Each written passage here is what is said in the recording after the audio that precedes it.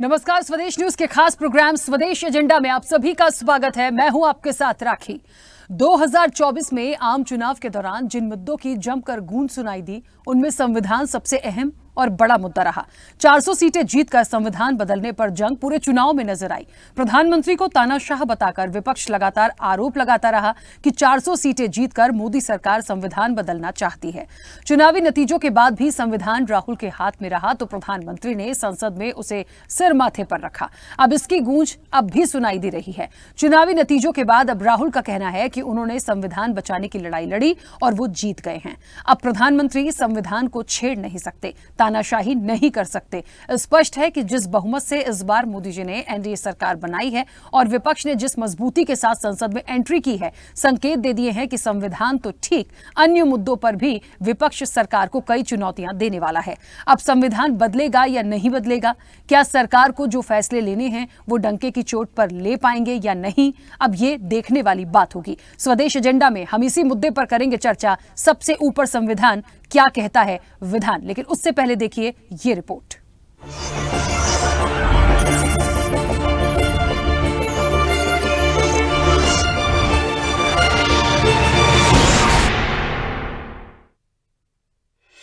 That the Constitution is our voice.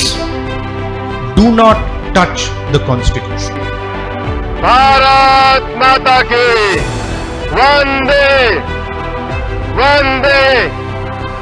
संविधान देश की आत्मा, जनता का विश्वास और लोकतंत्र का भरोसा। संविधान भारत का सर्वोच्च कानून है, देश के मूल्यों, सिद्धांतों और शासन ढांचे का प्रतीक है। लेकिन संविधान पर लोकसभा चुनाव के दौरान चुनावी रंग ऐसा चढ़ा जो अब तक उतरा नहीं है, न ही आगे उतरता नजर आ रहा है। पूरे लोकसभा चुनाव में सत्ता पक्ष और विपक्ष में संविधान पर सियासी जंग छिड़ रही है, जो चुनावी नतीजों के बाद भी जारी है। विपक्ष ने लोकसभा चुनाव के दौरान संविधान बचाने की लड़ाई और तानाशाही को बड़ा मुद्दा बनाया और सहारा लिया मोदी के दिए 400 पार के नारे का। कहा कि 400 से ज्यादा सीटें जीतकर मोदी जी संविधान बदलना चाहते हैं। राहुल गांधी सभाओं में कहते सुने गए कि ये चुनाव संविधान को बचाने की लड़ाई है। दूसरी ओर प्रधानमंत्री भी कहते सुने गए कि संविधान को अब बाबा साहेब भी नहीं बदल सकते।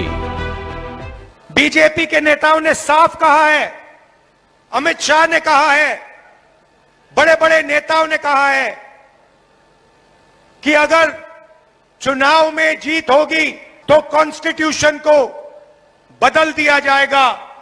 और जहां तक संविधान का सवाल है, आप मान के चलिए और मोदी के शब्द लिख के रखिए, बाबा साहब आंबेडकर खुद आ जाए तो भी संविधान खत्म नहीं कर सकते हैं। अब भाजपा ने भले ही चुनाव जीत लिया हो, एनडीए ने सरकार भी बना ली हो, लेकिन नतीजों को लेकर राहुल गांधी कह रहे हैं कि इस चुनाव में लड़ाई संविधान को लेकर थी, जो हम जीत गए हैं। उन्होंने कहा कि संविधान हमारी आवाज है, पीएम इसको नहीं छेड़ सकते। राहुल ने कहा कि मोदी जी अब तानाशाही नहीं कर सकते। नरेंद्र मोदी जी संविधान को ऐसे पकड़े थे, यूं कर रहे थे ना, देखा आपने? ये आपका काम था, ये आपने करवाया है। देश के प्रधानमंत्री को आपने मैसेज भेजा है कि संविधान को आपने छुआ तो देखो हम आपके साथ क्या करते हैं। देश में संविधान पर सियासी जंग लोकसभा चुनाव के पहले भी थी और बाद में भी है। भाजपा और कांग्रेस नेता संविधान पर आर पार की लड़ाई लड़ते देखे गए। विपक्षी नेताओं ने कहा संविधान खतरे में है, उसे बचाना है तो आरोप सरकार पर तानाशाही कर संविधान को बदलने के भी लगे। लेकिन क्या संविधान में बदलाव संभव है? यदि संभव है तो कैसे? संविधान संशोधन करने की शर्त है, उन पर डालते हैं एक नजर। 3 तरह के होते हैं संविधान संशोधन विधेयक। ऐसे विधेयक जो संसद के दोनों सदनों में साधारण बहुमत से पारित किए जाते हैं। ऐसे विधेयक जो संसद द्वारा संविधान के अनुच्छेद 368(2) के मुताबिक विशेष 2/3 बहुमत से पास किए जाते हैं। ऐसे विधेयक जो संसद से विशेष बहुमत से पारित हैं और जिनके लिए कम से कम आधे राज्य विधानमंडलों का समर्थन जरूरी है। अब सवाल ये भी उठता है कि क्या संविधान में बदलाव संभव है? तो भारतीय संविधान के अनुच्छेद 368 में संविधान और इसकी प्रक्रिया में संशोधन का जिक्र किया गया है। इसमें संसद की शक्तियों के बारे में बताया गया है। अनुच्छेद 368 के मुताबिक संसद को संविधान के किसी भी प्रावधान में बदलाव करने का अधिकार है। इसके लिए संसद में विशेष बहुमत के वोट की जरूरत होती है। संविधान में संशोधन के लिए संसद के दोनों सदनों में 2/3 बहुमत होना जरूरी है। दोनों सदनों द्वारा पारित विधेयक को राष्ट्रपति से अनुमति के लिए रखा जाता है। राष्ट्रपति को संविधान संशोधन पर अनुमति देनी होती है। संविधान संशोधन विधेयकों के लिए संयुक्त अधिवेशन की प्रक्रिया लागू नहीं होती। अगस्त 2023 तक देश के संविधान में 127 संशोधन हो चुके हैं। इमरजेंसी में सबसे पहले भारतीय संविधान का 38वां संशोधन 22 जुलाई 1975 को पास हुआ। इस संशोधन के मुताबिक न्यायपालिका से आपातकाल की न्यायिक समीक्षा का अधिकार छीन लिया गया।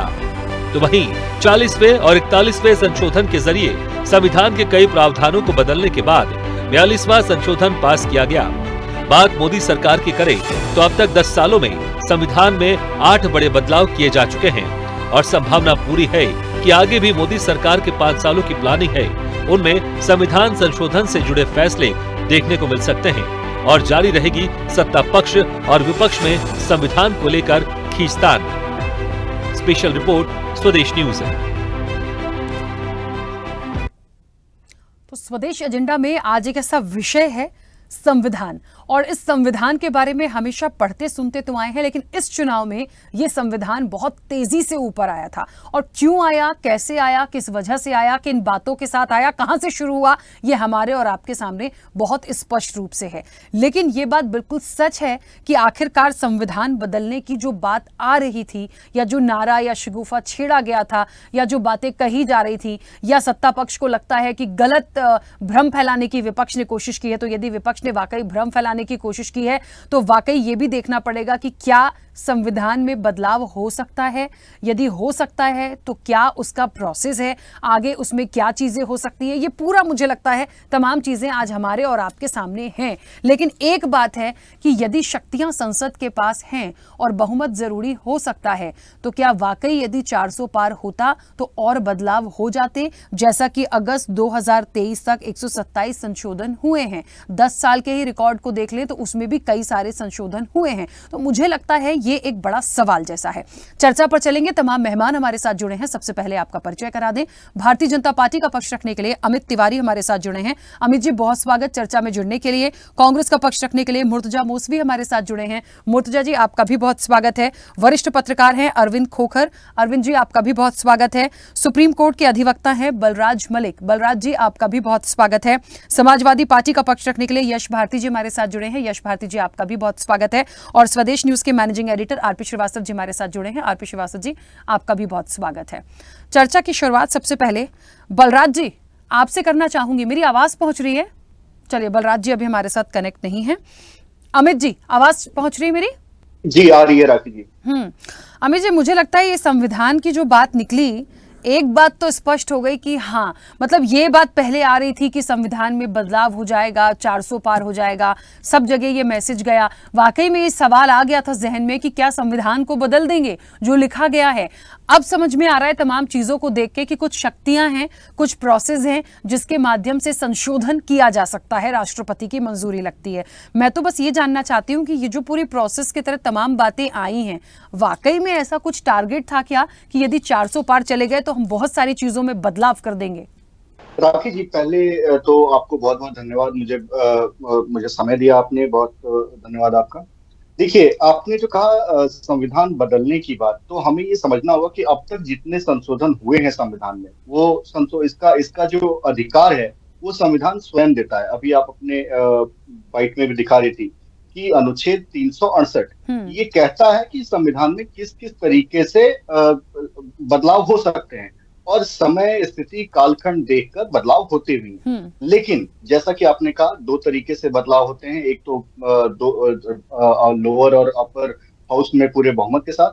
दूसरा बदलाव होता है अगर आपके पास 2/3 का बहुमत है तो आप कोई भी बदलाव कर सकते हैं। लेकिन वो कौन सा बदलाव होता है जो देश को बंधक बनाकर, सभी नेताओं को, विपक्ष के नेताओं को जेल में डालकर, और एक तरीके से संविधान की मूल प्रस्तावना के साथ, जिसको कहा जाता है कि वो संविधान की आत्मा है उसके साथ तो कुछ छेड़छाड़ होनी ही नहीं चाहिए थी। आपने संविधान को खंड खंड कर दिया, इस पर भी तो चर्चा होनी चाहिए।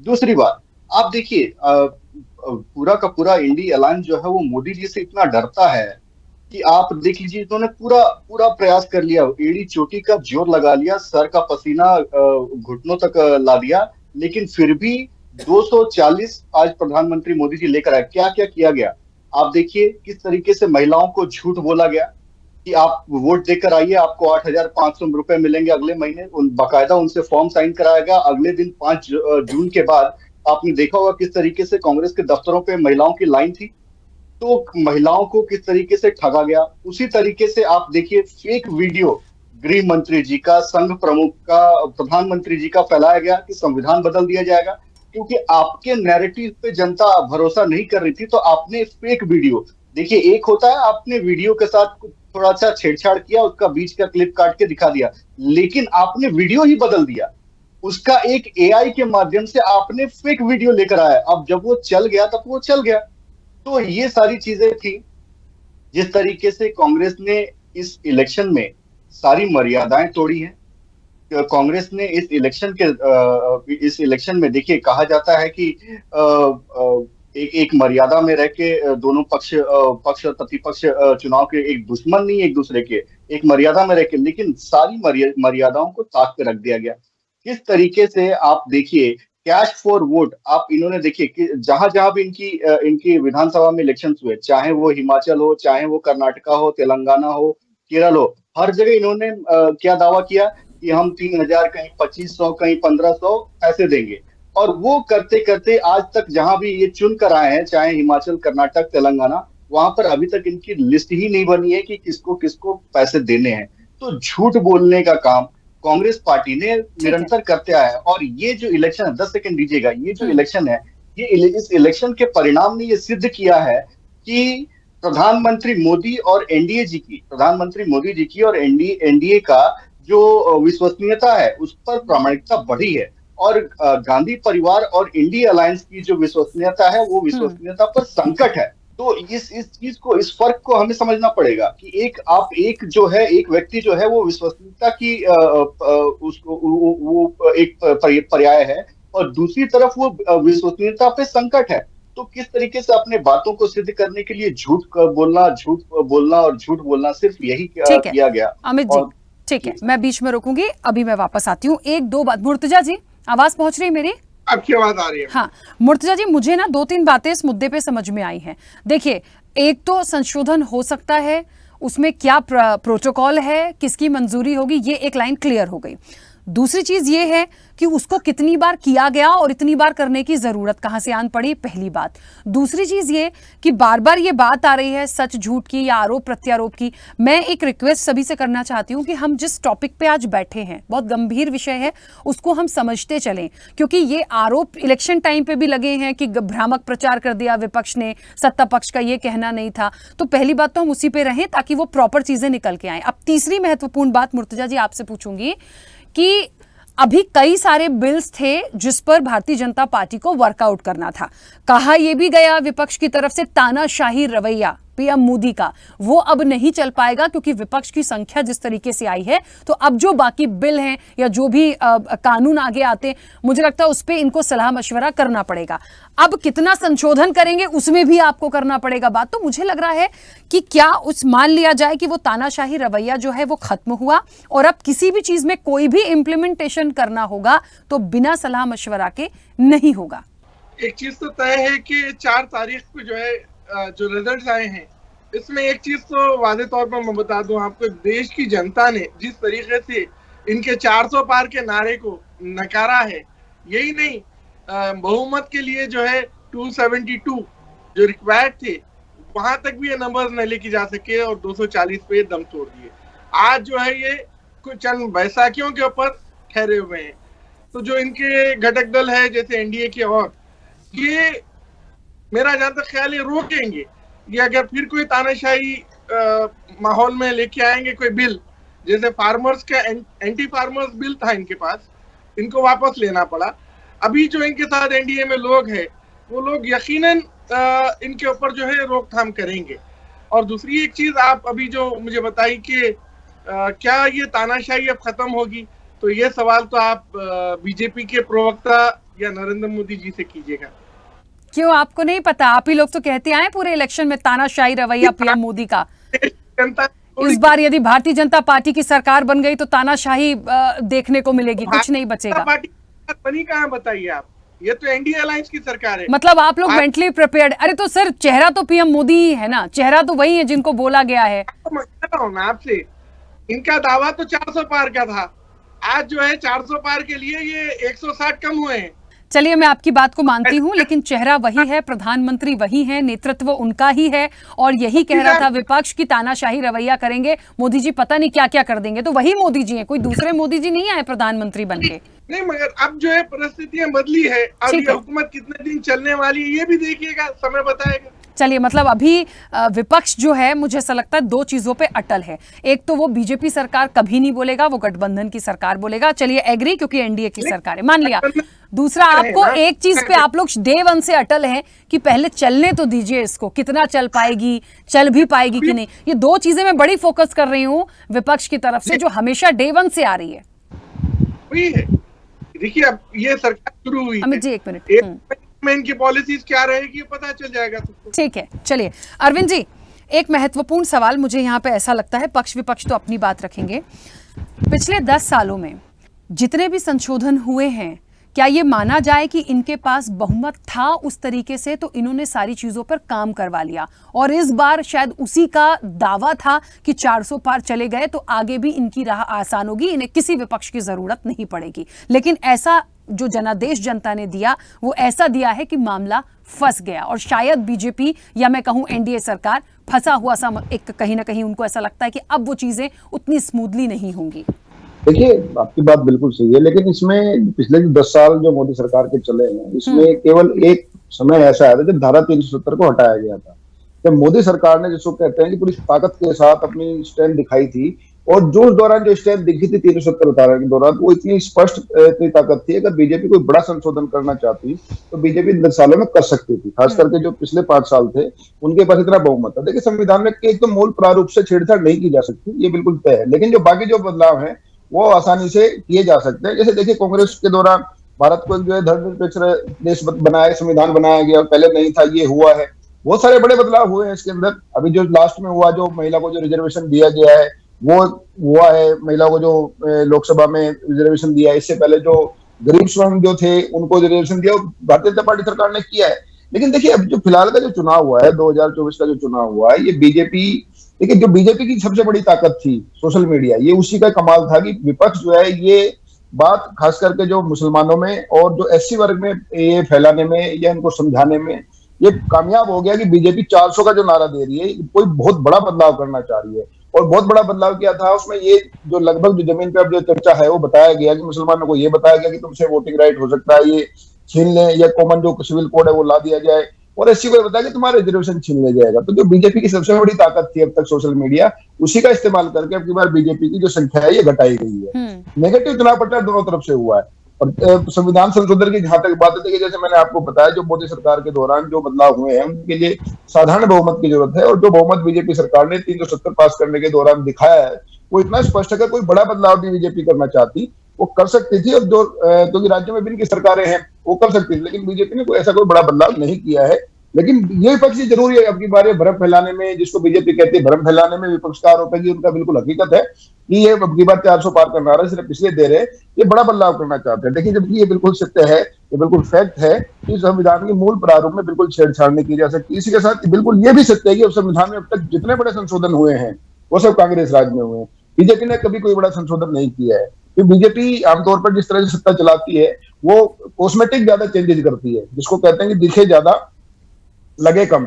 जो 370 को छोड़ करके बाकी बीजेपी ने जितने काम किए हैं वो ज्यादातर वो उसमें इसी दायरे के तहत वो आते हैं। जहां तक इस साल की बात, जब जो सरकार है ये चल रही है, तो मुझे नहीं लगता कि कोई बहुत बड़ा बदलाव या बहुत बड़ा छेड़छाड़ ये किसी तरह करें, क्योंकि देखिए राजनीतिक जो छेड़छाड़ बदलाव जो भी होता है उसके निहितार्थ राजनीति होती है। राजनीतिक रूप से कॉमन सिविल कोड को छोड़ करके बीजेपी कोई भी ऐसा बदलाव संविधान में नहीं करना चाहती, या नहीं करने के अब तक जो इरादे हैं कि वो जिसके अंदर तहत होगी। बीजेपी के देखिए जो सबसे बड़े मुद्दे थे, बीजेपी उनको हासिल कर चुकी है, धारा 370 हटा चुकी है, राम मंदिर बन चुका है। एक कॉमन सिविल कोड एक ऐसा है मुद्दा, वो जो बीजेपी कभी ना कभी कोशिश करेगी, लेकिन कॉमन सिविल कोड जितना आसान दिखता है वो इतना आसान नहीं, क्योंकि केवल सिर्फ मुसलमानों पे नहीं, इसमें हिंदुओं पे भी इसका फर्क पड़ेगा, खास करके जो आदिवासी हैं, सिख हैं, जैन हैं, तो इसलिए आसान नहीं है। राजनीतिक रूप से कुछ भी कहते रहे तो मुझे बिल्कुल नहीं लगता कि जो अब जो मौजूदा सरकार है, जो एनडीए का हो या मोदी 3.0 का हो, कोई बहुत बड़ा संविधान संशोधन की तरफ बढ़ेगी ना, उसकी जरूरत है। और पिछले दौरान पर्याप्त बहुमत बीजेपी के पास था, चाहते तो कोई बड़ा संशोधन कर सकते थे, कॉमन सिविल कोड का भी चाहते तो ला सकते थे, लेकिन नहीं लाए। अब क्यों नहीं लाए, उनकी मैंने बताया कि आसान नहीं, केवल मुसलमान नहीं, इसका मुसलमान तो इसमें जो है शिकार है, मुसलमान तो अपना, क्योंकि मुसलमानों को तो बचपन से सीख दी है तुम्हें बीजेपी का विरोधी करना है, तो कुछ भी बीजेपी का विरोधी करेंगे हम। लेकिन हाँ, ये जरूर है कि ये स्थिति जरूर है कि विपक्ष ने सोशल मीडिया का इस्तेमाल करके, जो बीजेपी की सबसे बड़ी ताकत थी, उसको बीजेपी के खिलाफ इस्तेमाल करके बीजेपी की सीट घटाने में जरूर कामयाबी हासिल की। ठीक है जी, चलिए, हमारे साथ बलराज जी की जगह हेमंत शुक्ला जी जुड़ गए हैं, अधिवक्ता हैं सुप्रीम कोर्ट के। हेमंत जी, आपका भी बहुत स्वागत है चर्चा में जुड़ने के लिए, और मैं सवाल भी आप ही से लूंगी। मेरी आवाज पहुंच रही है? जी जी जी राखी जी। हेमंत जी, मुझे लगता है जिस विषय पर हम हैं, संविधान में क्या बदलाव हो सकता है, क्या जो सरकार आई है वो बदलाव करेगी नहीं करेगी, ये बड़ा सवाल जैसा है। अब ये सवाल आया इसलिए है क्योंकि इस पूरे इलेक्शन में जो बात आई थी, सच थी झूठ थी उसको एक तरफ करें, लेकिन आई तो थी कि अब की बार 400 पार, और ये बात बिल्कुल विपक्ष ने उठाई कि 400 पार करेंगे, हम संविधान बदल देंगे, ये शगुफा भी आया पूरे इलेक्शन में। तो जब संविधान बदलने की बात आती है तो बहुत सारी चीजें आती हैं। देखिए, किसी भी चीज में संशोधन होना और उसके लिए शक्तियां प्राप्त होना या उसका प्रोसेस होना एक अलग बात है। लेकिन जैसे कि अभी अरविंद जी कह रहे थे कि जो मूल प्रारूप जो है संविधान का, आप उसमें कभी कोई ऐसा बदलाव नहीं कर सकते। अभी तक ये भी बात आ रही थी कि जितनी चीजें हुई हैं वो कांग्रेस के कार्यकाल में, बात इसकी नहीं है कि किसने किया किसने नहीं किया।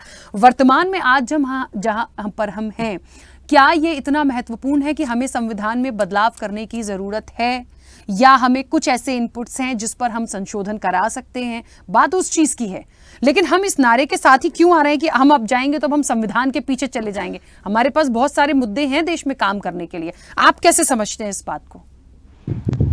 देखिए राखी जी, सबसे पहले तो मैं आपके दर्शकों को बता दूं कि हमारा संविधान अपने आप में परिपूर्ण है।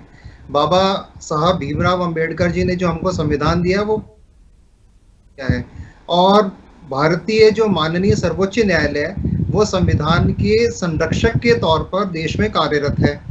वो संविधान की पूर्ण रूप से रक्षा भी करते हैं और उसका संरक्षण भी करते हैं।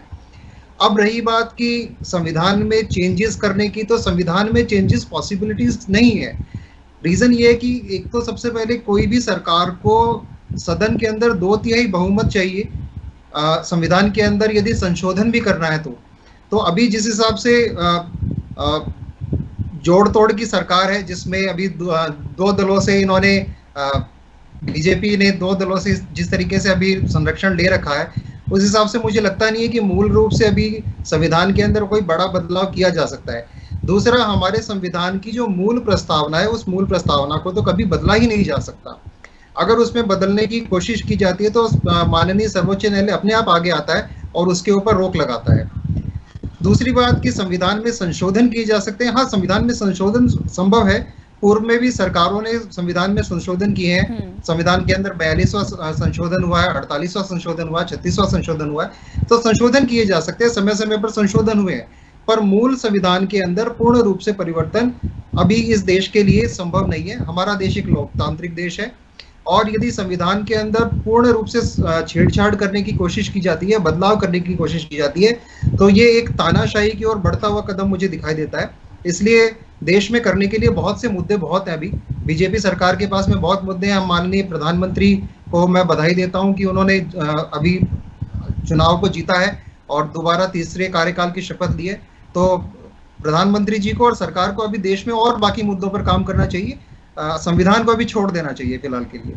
ठीक है। अच्छा, एक बात आपने जो बोली कि मूल प्रारूप में परिवर्तन नहीं हो सकता, और वो हो ही नहीं सकता। यदि ऐसा कुछ होता है सुप्रीम कोर्ट खुद उसके लिए आगे आएगा, तो मुझे लगता है फिर हम इस बात को हटा ही दे कि कोई अपनी मनमानी से, चाहे वो बहुमत में हो या ना हो, कम से कम मूल संविधान जो है उसमें तो छेड़खानी की कोशिश नहीं कर सकता, जो कहा जा रहा था। क्योंकि इस पूरे इलेक्शन में यही कहा गया कि संविधान में संशोधन नहीं, संविधान ही बदल देंगे। तो अब जब संविधान ही बदल देंगे तो पता नहीं इतनी कौन सी बड़ी शक्ति मिल रही थी कि संविधान बदल देंगे। तो मुझे लगता है ये चीज जो आई, ये समझने की जरूरत है। ठीक है, ये जुमलेबाजी की बात होती है मूल संविधान को न तो कोई सरकार आज तक चेंज कर पाई है और न मूल संविधान को चेंजेस किए जा सकते हैं। संविधान में संशोधन लाजमी है, वो पूर्व में भी सरकारें करती आई हैं। तो उसी तरीके से अगर ये सदन के अंदर 2/3 बहुमत के साथ में संविधान का संशोधन लेके आते हैं तो संशोधन किया जा सकता है, पर संविधान को चेंजेस नहीं किया जा सकता। ठीक है और ये अमित जी, कानूनी तौर पर 1 मिनट ठीक भी नहीं रुकिएगा। होगा। ठीक है अमित जी बोलिए, बहुत देर से कुछ कहना चाह रहे, थोड़ा जल्दी से बोलिएगा, 2 मेहमान बचे अभी। जी, मैं बस अधिवक्ता जी से यही पूछना चाह रहा था, तो फिर जब इमरजेंसी के दौरान मूल प्रस्तावना में सोशलिस्ट और सेकुलर शब्द को जोड़ा गया, उस समय सुप्रीम कोर्ट कहाँ थी? सर, जो आप बात कर रहे हैं कि इमरजेंसी के अंदर राष्ट्रपति को शक्तियां चली जाती हैं, उसके अंदर जो पूरा कंट्रोल होता है वो राष्ट्रपति के हाथ में आ जाता है। उस दौरान भी मूल प्रस्तावना के अंदर छेड़छाड़ नहीं होती है। मान्यवर, प्रियम्बल में ही तो छेड़छाड़ हुई है। प्रियम्बल में ही तो सोशलिस्ट और सेकुलर शब्द को जोड़ा गया, और प्रियम्बल ही तो मूल प्रस्तावना है। प्रियम्बल को तो हम संविधान की आत्मा कहते हैं। प्रियम्बल चेंज करना चाह रही है। अरे आप कह रहे हैं कि हमारे प्रियम्बल में आप अपनी बात का जवाब दीजिए ना। क्या कमी दिखी सरकार? अपनी बात का जवाब दीजिए ना। प्रियम्बल चेंज करना चाह रही है। अरे आप अभी झूठ बोल रहे थे कि कोई नहीं कर सकता, कुछ हुआ ही नहीं है। अमित जी वो क्यों झूठ बोलेंगे? जवाब नहीं दे रहे हैं।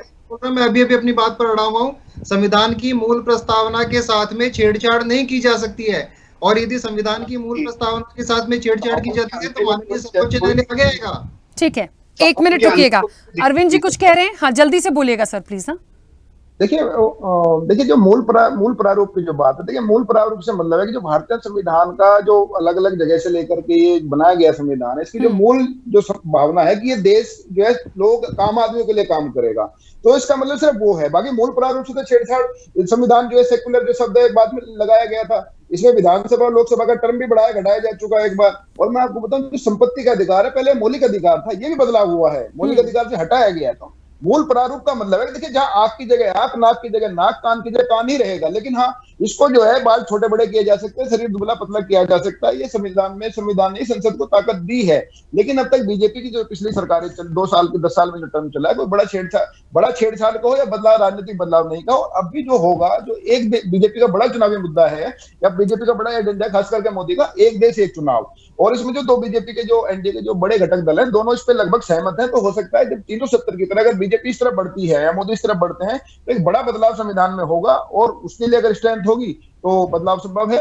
बाकी जो अब की बार जो भ्रम फैलाया गया है, जो विपक्ष का जो आरोप था, जो मतदाताओं के बीच में, मुसलमानों में और जो एससी वर्ग में जो दिया गया, उनके अंदर ये भ्रम दिया गया अगर बीजेपी को 400 मिलती है तो तुम्हारा वोटिंग राइट और तुम्हारा आरक्षण में बदलाव तो संभव है, लेकिन वोटिंग राइट कितने भी, चाहे उसके अंदर 400 आ जाए चाहे 450 आ जाए, वोटिंग राइट किसी एक धर्म के आधार पर किसी से छीनना या वो नहीं, वो संभव नहीं। लेकिन अब की बारी कहता हूँ बीजेपी की जो सबसे बड़ी ताकत थी सोशल मीडिया, उसी का इस्तेमाल करके मुसलमानों के अंदर ये भ्रम फैलाया जाए कि बीजेपी अब की बार आती है तो तुम्हारे वोटिंग राइट के अंदर छेड़छाड़ होगी। और ये बीजेपी को इस जिसको सिगुपा का हो, भ्रम का हो, बीजेपी नाकामयाब रही है, और इसलिए खमियाजा बीजेपी को भुगतना पड़ा है कि वो 300-400 पार करते 272 से भी नीचे रह गए हैं। जी देखिए, एक बात तो महत्वपूर्ण है, अब ये भ्रम फैलाया गया, जो भी फैलाया गया, बोला तो उन्हीं की तरफ से गया। एक शगुफा आपने छेड़ा, उसको लपक लिया। पूरे इलेक्शन में तो यही हुआ, एक ने बोला दूसरे ने भुना लिया, इधर से कुछ आया उन्होंने भुना लिया। अब उसके लिए भुक्तभोगी जो भी थे, तो जनता ने उस हिसाब से अपना जनादेश भी दे दिया।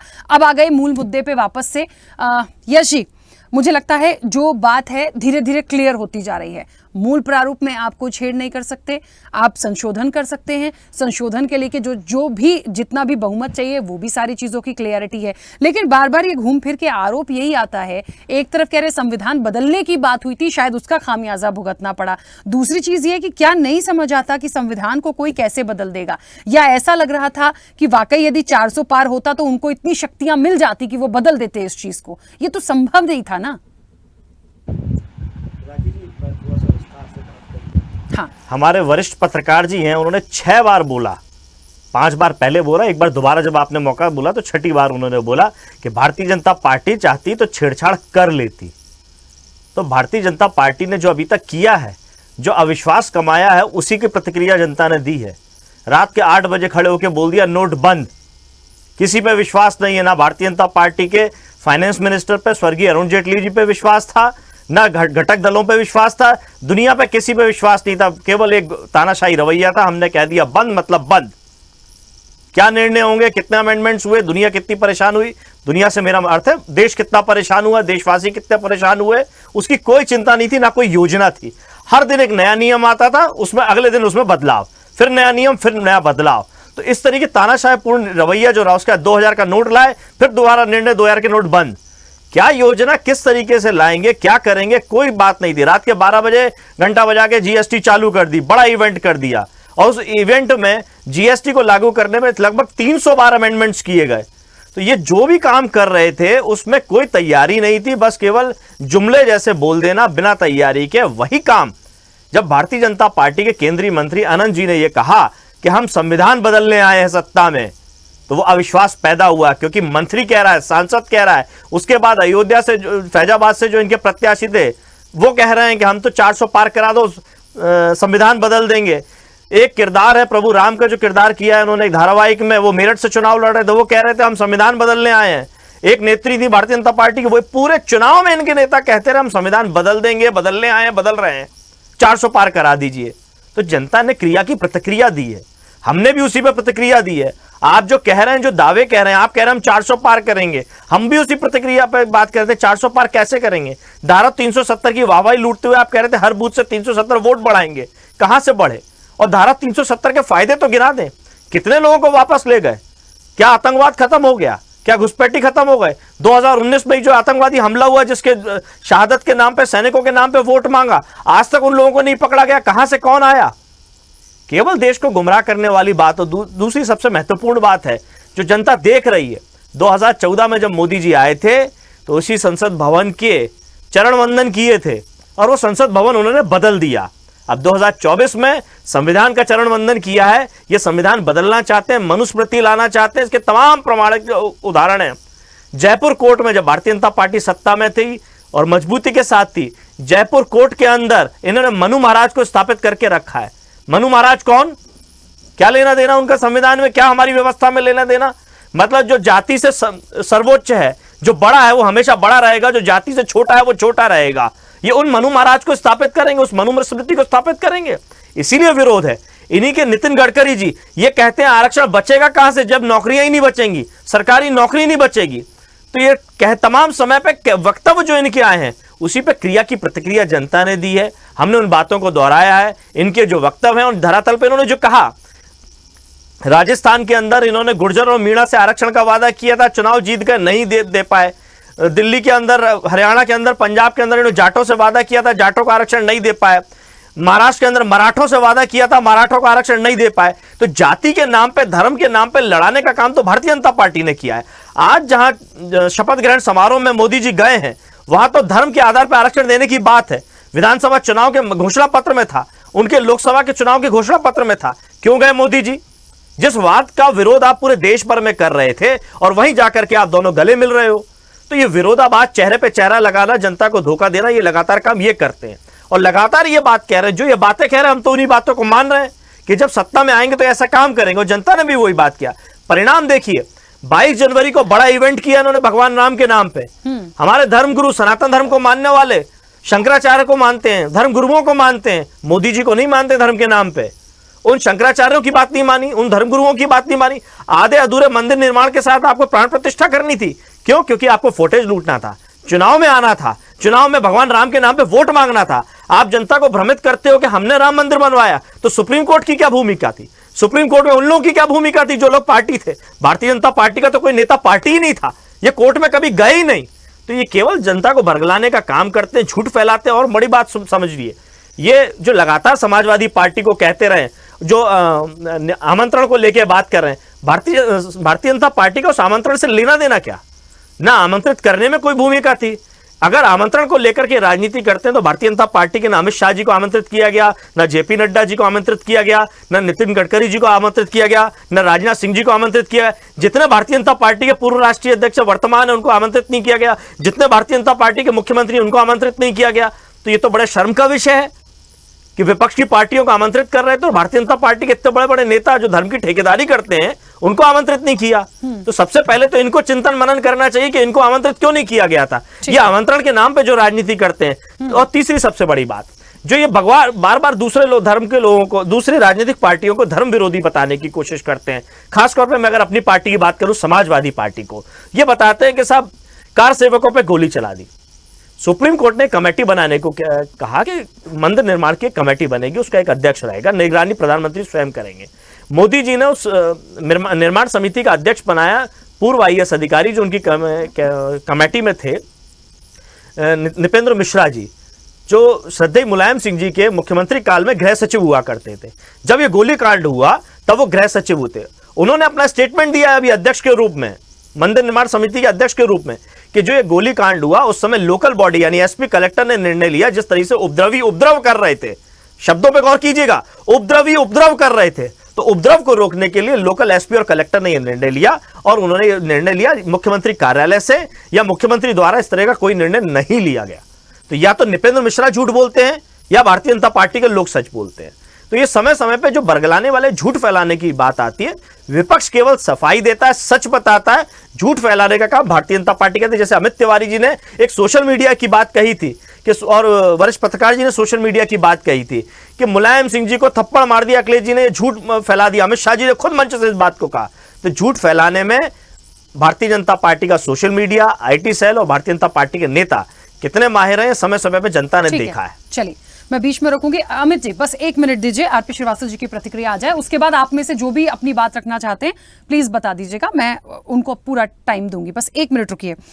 RP श्रीवास्तव जी, एक बात तो मुझे इस चर्चा से क्लियर हो रही है और मेरे ख्याल से पहले से ही ये क्लियर है कि संविधान में तो बदलाव नहीं हो सकता, जो मूल संविधान का प्रारूप है उसमें बदलाव नहीं हो सकता। अभी हेमंत जी ने भी इस चीज को क्लियरिटी दी है कि यदि आप उसमें छेड़छाड़ करेंगे तो सुप्रीम कोर्ट खुद आगे आएगा। अब सवाल होता है कि संसद में जो प्रावधान है या संविधान में जो आप यदि किसी कानून में या किसी चीज में संशोधन की जहां तक बात कर रहे हैं वो किए जा सकते हैं। मुझे यहां ऐसा क्यों लग रहा है कि अभी तक लगातार बहुत सारे संशोधन हो चुके हैं, लगभग जो आंकड़ा मेरे पास 127 से 128 का था, इतने संशोधन हो चुके हैं। तो इतने संशोधनों में हमें यह देखना पड़ेगा कि लास्ट 10 साल में कितने संशोधन किस किस तरह से हुए। अब उनको भी क्या इसलिए ही करा गया कि जिन चीजों को हमारे पास ताकत है हम बदल दें फटाफट, और वो फटाफट उन्होंने बदलने की कोशिश की। शायद उनको लगा क्योंकि बहुमत भी था, किसी से पूछना नहीं, जरूरत नहीं। लेकिन इस बार मुझे ऐसा लगता है कि और जो चीजें पेंडिंग हैं वहां उनको दिक्कत आएगी, या फिर ये मैसेज ही गलत स्प्रेड हुआ कि संविधान बदल देंगे। दोनों में अंतर है, आप क्या समझते हैं? देखिए राखी जी, अभी बात कर रहे थे खोखर जी की भ्रम फैलाने वाली बात करी गई है, और हमें लगता है कि भ्रम का जवाब विपक्ष जो भ्रम से ही दे सकता। अगर आप भ्रम फैलाएंगे तो निश्चित रूप से एक दूसरा भ्रम सामने आएगा। तो किसी भी चुनाव में आप देखिए, जो आमने सामने जब होते हैं दोनों दल, सत्ता पक्ष विपक्ष या जो राजनीतिक दल होते हैं, अभी आपने कई बयानों का भी जिक्र किया कि इस तरह से कहा गया कि भाई हम 400 पार करेंगे तो संविधान बदल देंगे। अगर कहीं से बात आई तो दूर तलक जाएगी, क्योंकि आपने एक टारगेट फिक्स कर रखा था कि हम 400 पार का नारा दिया था, तो उसको लेकर के विपक्ष ने अपने ढंग से सेट किया, और शायद वो नैरेटिव जो है जिस तरह से सेट हुआ उसका नुकसान हुआ, खास करके उन राज्यों में हुआ जहाँ पर कि इसकी जो है पूरी की पूरी जो है एक तरह से ज़मीनी स्तर पर ये बातें पहुँच गई। जैसे महाराष्ट्र हुआ, उत्तर प्रदेश हुआ, यहाँ पर ये बात देखने को मिली, और शायद यही वजह है कि भारतीय जनता पार्टी की सीटें कम हो गई, आज 240 पर आ गई। सवाल ये नहीं उठता, जैसे प्रियम्बल में अभी आपने अमित जी ने बिल्कुल सही कहा कि कुछ चीज़ों को बदलने की जो है एक तरह से ताकत किसके पास है, संसद के पास है। कुछ चीज़ें बदल सकती हैं अगर कोई बदला, जैसे एक राष्ट्र एक नेशन एक इलेक्शन वाली बात चल रही थी, इसके लिए अच्छा खासा बहुमत चाहिए, और ये कोई मामूली बात नहीं है। हालांकि इसके पहले 1 नेशन 1 इलेक्शन था कई चुनाव में, लेकिन बाद में चल के धीरे धीरे ये जो है टुकड़ों टुकड़ों में चुनाव होने लगा। तो आप ये देखिए, बदलने का जहाँ धारा 370 की बात कही जाए, बिल्कुल उनके पास पूरा बहुमत था, शायद उस समय कॉमन सिविल कोड भी ला सकते थे, नहीं लाए। हो सकता है धीरे धीरे लाने की तैयारी हो, या हो सकता है एक इलेक्शन में दो मुद्दे आ गए, दूसरे में देखेंगे, तीसरे में देखेंगे। हर पार्टी का अपना एजेंडा है, भारतीय जनता पार्टी का भी एक एजेंडा है, उसका एजेंडा 2047 तक सत्ता में रहने का है। एक विजन दे के चल रहे हैं, विजन बिल्कुल ज़रूरी है, किसी देश के लिए ज़रूरी, चाहे कोई पार्टी सत्ता में आए या ना आए, लेकिन एक विजन सामने आना चाहिए। तो शायद ये बहुत सारी चीज़ें थी जिसको लेकर के विपक्ष जो है आमने सामने आया, और आज नतीजा है कि एक जो मजबूत विपक्ष सामने है। और बदलाव करने की देखिए संसद कोई है, इवन देन जो संसद से कानून पास होता है उसी के तहत सुप्रीम कोर्ट चलता है, सुप्रीम कोर्ट अलग से नहीं आता है। और कई बार जब आता है तो संविधान के अनुरूप आता है, और संविधान में संशोधन हो जाता है तो कानून बन जाता है।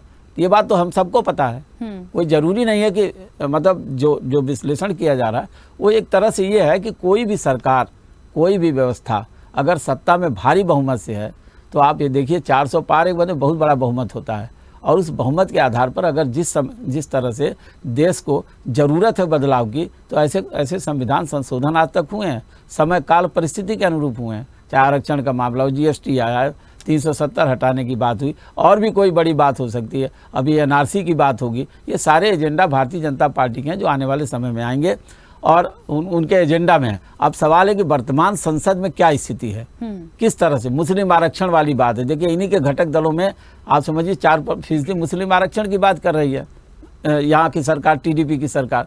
तो वो जो मांग है, क्या उन सारी चीज़ों को सहमति मिलेगी या नहीं मिलेगी, इस पर तो वोट का डिवीजन होगा ही होगा।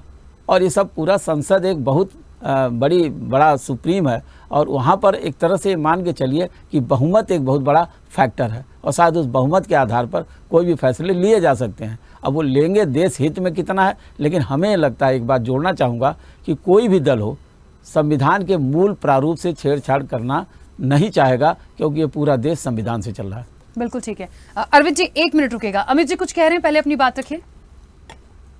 जी राकेश जी, मैं ये कहना चाह रहा था कि अभी मैं सपा के प्रवक्ता को सुन रहा था, उनकी बातें सुनकर मुझे ये लग रहा था कि जो राहुल गांधी जी ने कहा था ना कि last night I got up in the morning, वैसी ही सारी बातें लग रही थी। उन्होंने कहा कि राम भक्तों पर गोलियां जो है वो लोकल बॉडी ने चलवाई थी। तो भैया मुलायम सिंह हर मंच से उसका श्रेय क्यों लेते रहे? मुलायम सिंह हर मंच से उसका श्रेय क्यों लेते रहे, इनको बताना चाहिए। तो ये झूठ बोलने की काम जो है वो आपके रास्ते एक प्रतिष्ठित चैनल है यहाँ भी कर रहे हैं।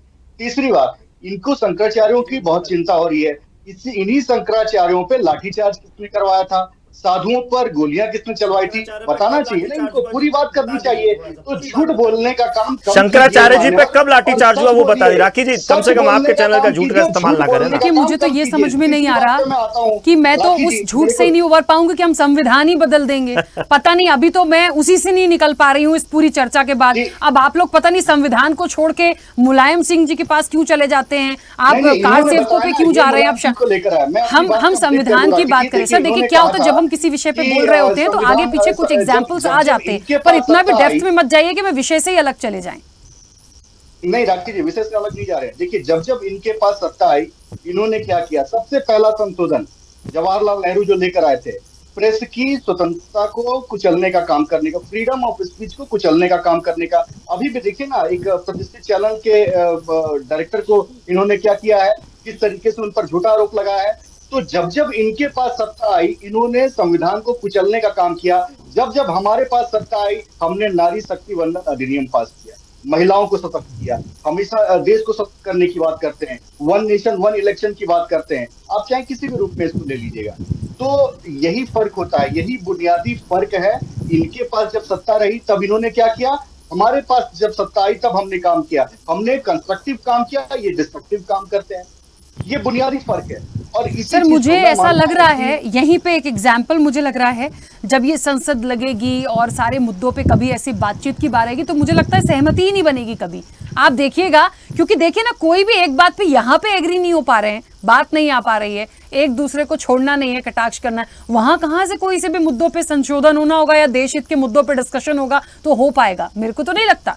अमित जी देखिए, जहां तक रही अगर देश हित में काम, हम तो अभी कहते हैं कि भले सरकार एनडीए की बनी है लेकिन आप भी प्रतिपक्ष हैं, आइए मिलकर देश को आगे बढ़ाते हैं।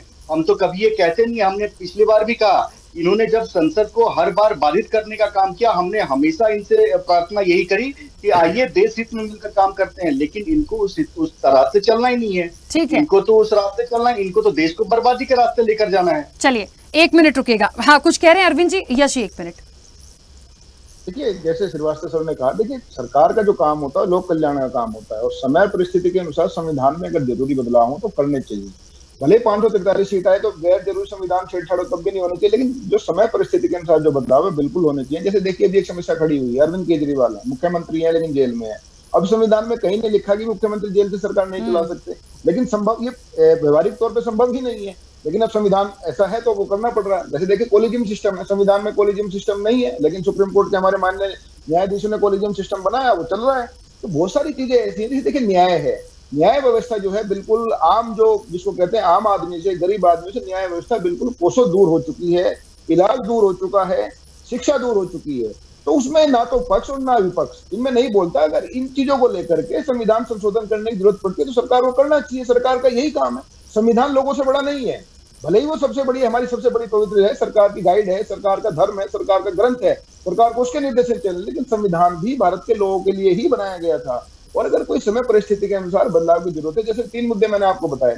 एक और बता, देखिए विपक्ष भी जो है जनता से बिल्कुल दूर है। जैसे सत्ता पक्ष तो जो है वो उसके बारे में चुनाव परिणाम ने बता ही दिया है। देखिए अभी 23 जुलाई से जो है नई आईपीसी लागू होने जा रही है।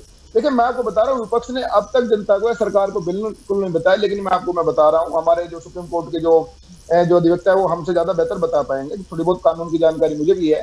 तो उसमें बिल्कुल पुलिस राज आने जा रहा है। देखिए रिमांड 90 दिन की, उसके अंदर पुलिस को 3 महीने तक की रिमांड लेने का अधिकार दिया जा रहा है। आज के दौर में आप मुझे बताइएगा 3 महीने की पुलिस रिमांड, इतनी लंबी रिमांड अब तो 1 हफ्ते की होती है, 3 दिन की, 5 दिन की, जज मुश्किल से 6-7 दिन की दुर्दांत अपराधी को देता है। इतनी लंबी रिमांड की व्यवस्था उसमें की जा रही है।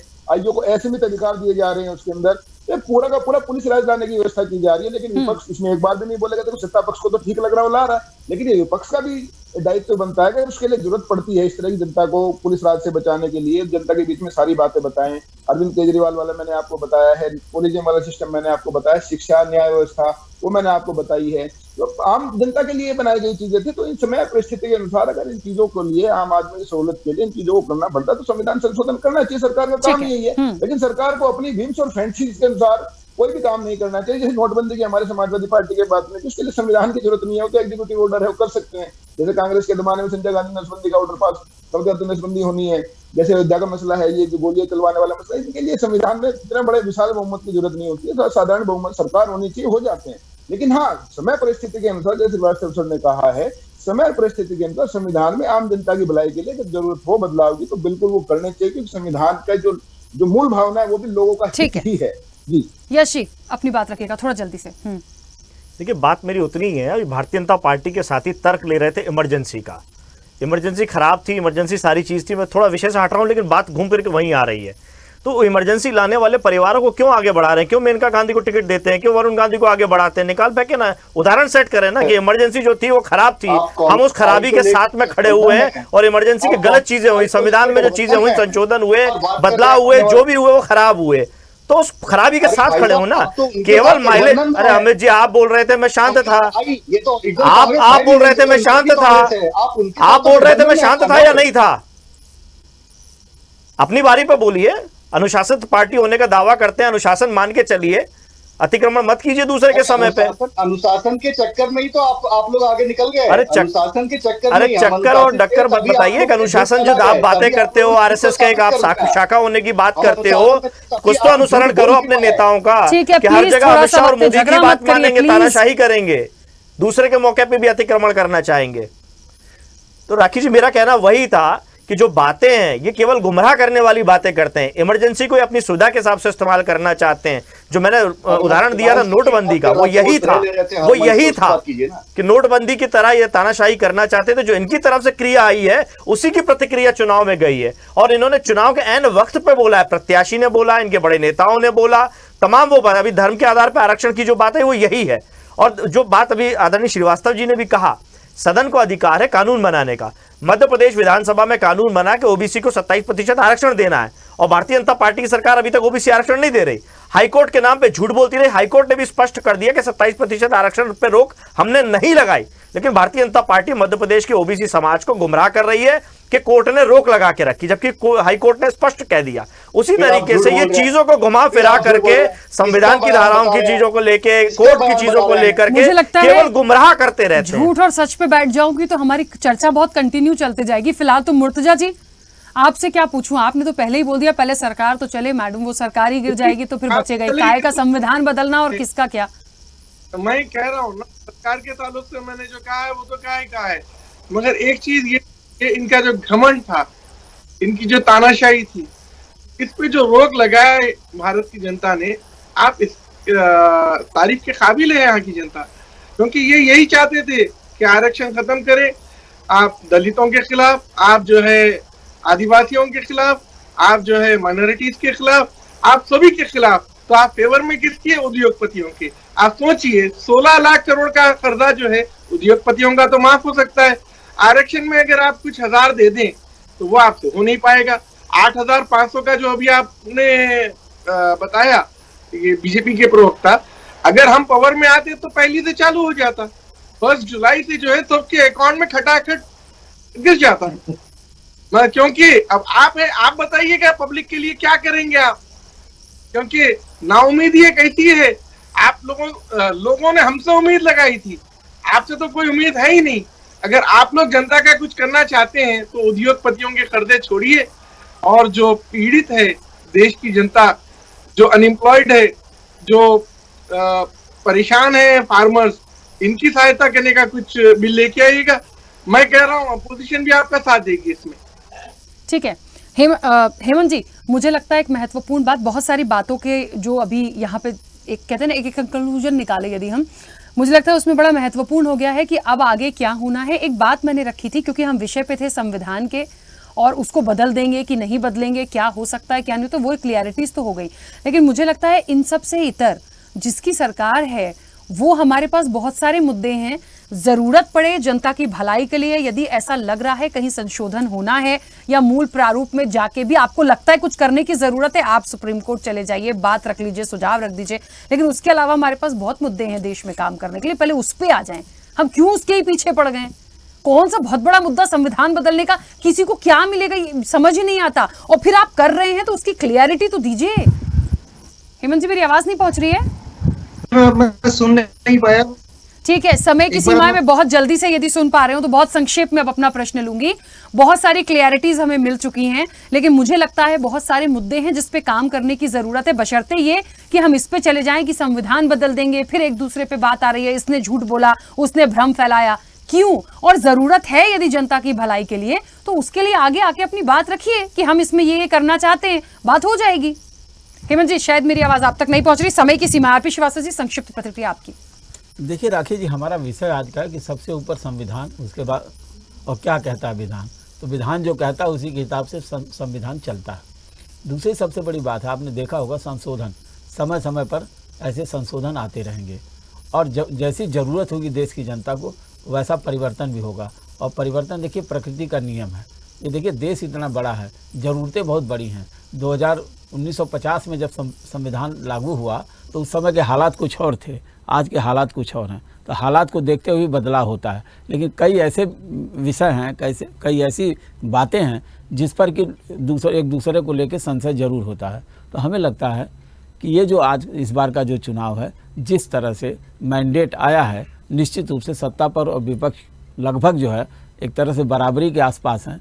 बहुमत एनडीए के पास है, इंडिया गठबंधन के पास नहीं है, लेकिन एक पर्याप्त बहुमत है। हमें लगता है कि अब जो सरकार चलेगी, मोदी जी जो सरकार चलाएंगे, जन कल्याणकारी योजनाओं को लेकर के चलाएंगे, ज्वलंत मुद्दों को लेकर चलाएंगे, और एक चेक बैलेंस की स्थिति जरूर है। बिल्कुल ठीक बात है। हेमंत जी अभी मेरी आवाज पहुंची आप तक? हेमंत जी जी राखी जा रही है। प्लीज अपनी बात रख लीजिएगा सर, बिल्कुल 10 सेकंड में, क्योंकि समय नहीं है बिल्कुल भी। देखिए राखी जी, मेरा यही कहना है कि संविधान के अंदर छेड़छाड़ करने की बजाय सरकार को अपने कामों पर ध्यान देना चाहिए, और संविधान के अंदर चेंजेस लाजमी नहीं है। यदि संविधान के अंदर छेड़छाड़ की जाती है, संविधान में परिवर्तन किया जाता है, तो माननीय सर्वोच्च न्यायालय आगे आएगा और संविधान के अंदर जो संशोधन किए जा सकते हैं। पर ठीक है चलिए, आपकी आवाज भी डिस्कनेक्ट हुई है, समय भी हो गया। आप सभी का बहुत शुक्रिया इस चर्चा में जुड़ने के लिए। देखिए एक बात तो बिल्कुल साफ है, संविधान को नहीं बदला जा सकता। हाँ, जनता की भलाई के लिए कहीं किसी चीज की जरूरत है, संशोधन किया जा सकता है। और फिर भी आपको लगता है कि नहीं, हमको संविधान ही बदलना है, हमें सारे मुद्दे छोड़ के हमें उसी में जाना है, तो फिर आप अपनी बात रख लीजिए। मुझे लगता है उसके लिए कानून प्रक्रिया भी है, वो आ जाएंगे, बता देंगे आप क्या कर सकते हैं। लेकिन इस तरह की बातें करके कम से कम ऐसी बातें तो ना करें कि हम बिल्कुल कल को ये बात हो जाएगी हम देश ही बदल देंगे।